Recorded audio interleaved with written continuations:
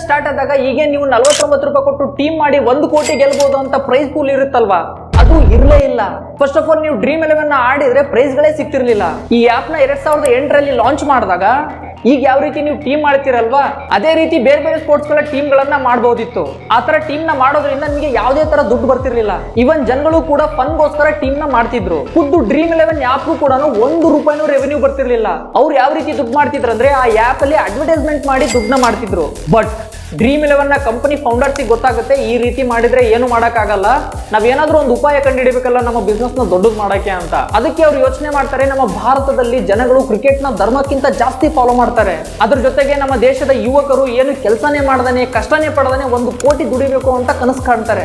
ಇವೆರಡು deadly combination ಇಟ್ಕೊಂಡು 2012ರಲ್ಲಿ official ಆಗಿ ಡ್ರೀಮ್ 11 ಕ್ರಿಕೆಟ್ ಮೇಲೆ ಫೋಕಸ್ ಮಾಡಕ್ ಸ್ಟಾರ್ಟ್ ಮಾಡುತ್ತೆ. ಅದ್ರ ಜೊತೆಗೇನೆ ಹೇಳುತ್ತೆ, ನೀವು 49 ರೂಪಾಯಿ ಮಾಡಿ ಟೀಮ್ ಮಾಡಿದ್ರೆ ನೀವು 1 ಕೋಟಿ ರೂಪಾಯಿ ಗೆಲ್ಬಹುದು ಅಂತ ಹೇಳುತ್ತೆ.